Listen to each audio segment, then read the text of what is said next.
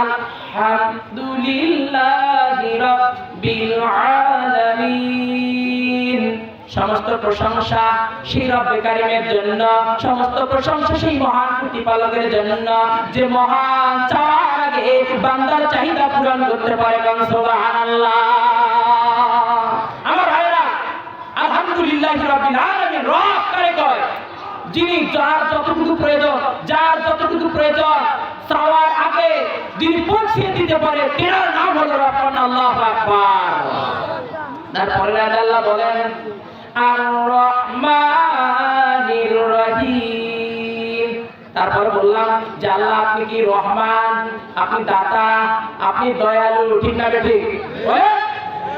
আল্লাহ কেমন দয়ালু আমার ভাইরা, গভীর কাল লাগান আমার ভাইরা রে।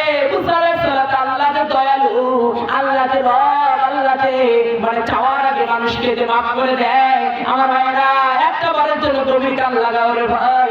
জীবনে কত আলোচনা শুনেছো আমার ভাইরা, আমি গুনাহগার, অতএব কতটুকুর কারণে যদি আল্লাহ তোমার জীবন পরিবর্তন করে দেয় আমার ভাইরা, আল্লাহ এমন রব, কারো ছিলায় কারো যে মাফ করবে শুধুমাত্র সেই মহান মালিক ছাড়া কেউ জানে না। কথা বলেন ঠিক না ঠিক?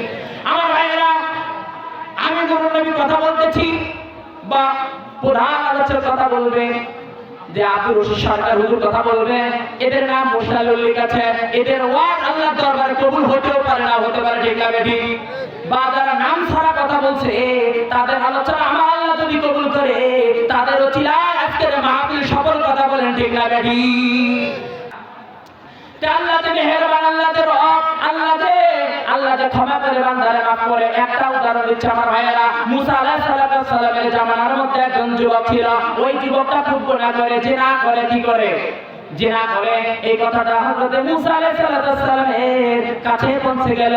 যা বলছে, ও আল্লাহর নবী মুসা, একজন যুবক আছে খুব গুনাহ করে, এই যুবককে আপনি বিচার করবেন না। এবার সুন্দর করে যুবককে ধরে আনা হলো। আনার পর বলা হলো, যুবক রে, আমার ভাইরা এদিকে তাকান। বলছে, যুবক রে, তুমি কি গুনাহ করো? বলে, হ্যাঁ আমি তো গুনাহ করি। তুমি কি গুনাহ ছাড়বা না? বলছে, ও আল্লাহর নবী মুসা, প্রথম বোধে আপনার দেশ ছাড়তে পারি, কিন্তু আমি গুনাহ ছাড়তে রাজি না। এবার বলে কি আমি গুনাহ ছাড়বো না, আমি গুনাহ করবো, আমি গুনাহ ছাড়বো না, গুনাহ করবো, আপনার দেশ ছাড়তে আমি রাজি আছি। এক কথায় বলছে, যদি তুমি গুনাহ না ছাড়ো তাহলে তোমার বাড়ি ভেঙে দেওয়া হবে, তোমাকে এখান থেকে তাড়িয়ে দেওয়া হবে। ওই যুবককে শেষ পর্যায়ে বাড়ি ভেঙে দেওয়া হলো। পাহাড়ের মধ্যে যা বসবাস করা শুরু করলো। বসবাস করতে করতে রে ভাই, একটা মানুষ কয়দিন না খেয়ে থাকতে পারে? কথা বলেন। 2 দিন, 3 দিন, 5 দিন, 7 দিন। কথা বলেন ঠিক না ঠিক? আমার ভাইরা, যারা গুনাহ করো হতাশ হও না। আল্লাহ নামাজি ব্যক্তির চাইতে গুনাহকারীকে ভালোবাসে। সুবহানাল্লাহ। আল্লাহ বলেছে, যারা গুনাহ করে তাদেরকে আমি কেন ভালোবাসি জানো? যারা গুনাহ করে ওই যে চোখের পানি ছেড়ে কাঁদে, আর আমি আল্লাহ বান্দার চোখের পানিকে খুব পছন্দ করি। সুবহানাল্লাহ। আমার ভাই, যারা গুনাহ করো তোরা মন খারাপ করো না। আমার আল্লাহ বলে, কত জিনা করেছো, কত গুনাহ করেছো, একটা বারের জন্য বল, আল্লাহ আমি ভুল করেছি, ক্ষমা করে দাও। সুবহানাল্লাহ। আমার ভাইয়েরা, এক পর্যায়ে রে ভাই, লম্বা নয়, এবার বাড়ি ভেঙে দেওয়া হলো। ওই পাহাড়ের মধ্যে অবস্থান করা শুরু করে দিল। ধীরে ধীরে 1 দিন, 2 দিন, 3 দিন, 7 দিন পর্যন্ত যখন এই চামড়া, যখন গোশত, যখন চামড়ার হাড়ের সঙ্গে যখন লেগে গেছে, চামড়াটা হাড়ের সঙ্গে যখন লেগে গেছে, যুবক এখন আল্লাহকে ডাক দেওয়া শুরু করেছে, ও কাবার মালিক, এই সময় আপনি যদি আমাকে মাফ করে দেন, আমার তো অন্তিম সময়, আমি তো এখন মারা যাবো, আপনি যদি আমার মাফ করে দেন তাতে কি এমন আপনার ক্ষতি হবে? আর আপনি যদি আমারে শাস্তি দেন তাতে কি আপনার লাভ হবে? সুবহানাল্লাহ। আমার ভাইয়েরা, আল্লাহ পাক ওই যুবকের তওবাকে এত ভালোবেসেছে, এত কবুল করে নিয়েছে, পছন্দ করেছে। আল্লাহ পাক বলেছে, ও জিবরাইল রে, আমি ওই যুবকের তওবাকে কবুল করলাম। ও জিবরাইল রে, আমার বান্দা মারা যায় তবু বলতেছে, আল্লাহ মাফ করে দাও, মাফ করে দাও, মাফ করে দাও। ও জিবরাইল, তুমি সাক্ষী থাকো, আমার বান্দার গুনাহ মাফ করে দিয়ে জান্নাতুল ফেরদাউসের মেহমান বানিয়ে দিলাম। সুবহানাল্লাহ। আমার ভাইয়েরা, এবারে খারাপ লাগছে, খারাপ লাগছে আমার ভাইয়েরা, এবারে তাকে আল্লাহ মাফ করে দিয়ে, আর আল্লাহ বলেন, আজরাইল রে, ছুটে আজরাইল ওই পাহাড়ে দ্রুত গতিতে চলে যাও ওই আমার গুনাহগারের যুবকে তুমি তার সঙ্গে তাড়াতাড়ি দ্রুত গতিতে তার জানটা কবজ করে নাও আমি তার জান্নাতি বলে ঘোষণা করেছি সুবহানাল্লাহ। এবার জানটা কবজ করলেন, কবজ করার পরে আল্লাহ বললেন ও নবী মুসা আমি আল্লাহ বলে দিলাম তাড়াতাড়ি তুমি চলে যাও এলাকার মধ্যে খবর দিয়ে দাও ওই যুবকের জানাজার মধ্যে যে পাহাড়ে একজন যুবক পড়ে আছে মারা গিয়ে ওই পাহাড়ে মারা যাওয়া যুবকের জানাজার মধ্যে যে যে ব্যক্তিগুলো যাবে ওই ব্যক্তির সমস্ত গুনাহগুলো আমি আল্লাহ বোনাস হিসাবে মাফ করে দেব সুবহানাল্লাহ। তাই বলে কোন যদি গুনাহগার মানুষের জিনাকার মানুষ মারা যায় আর তার জানাজা গেলে যদি গুনাহ মাফ হয় আল্লাহ মুসা যদি এমন ঘোষণা দেয় আচ্ছা বলেন কোন মানুষ না যাবে ঠিক না বেটি?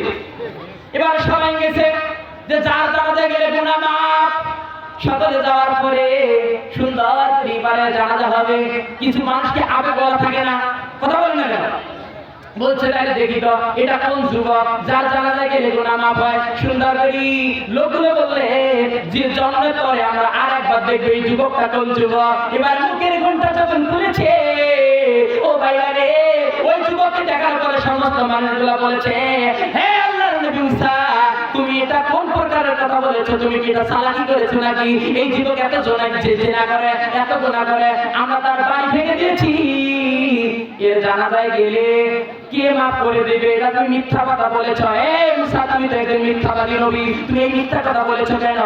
এবার মুসা আলাইহিস সালাম বলে ও লোকেরা আমার মিথ্যাবাদী তোমরা বলো না কেন না আল্লাহ আমার বলে দিয়েছে তাই আমি বলে দিয়েছি আমার কোনো দোষ নেই সুবহানাল্লাহ।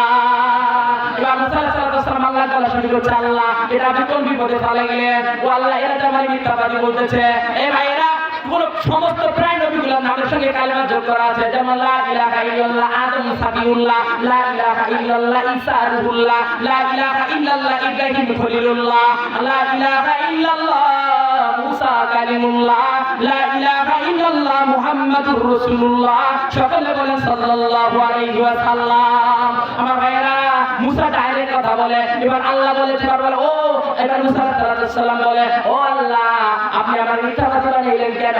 আল্লাহ বলে মুসা রে আমি যা বলেছি তাও ঠিক তোমাকে মিথ্যাবাদী বলতেছে তাও ঠিক ওই যুবক যে জেলাকারী তাও ঠিক সুবহানাল্লাহ। এবার হযরত মুসা বলেন ও কাবার মালিক ও আরশের মালিক আপনি যে আমারে এই বিপদে ফেলাইলেন মিথ্যাবাদী বানাইলেন কেন?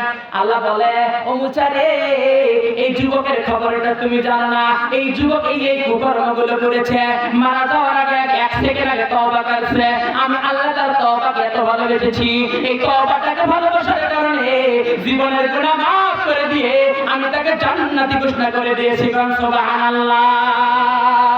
আচ্ছা ভাই বলেন আমরা যারা গুনাহ করেছি আমরা যা গুনাহ করেছি বলেন তো আমরা যদি তওবা করি আমার আল্লাহ মাফ করতে পারে কি পারে না?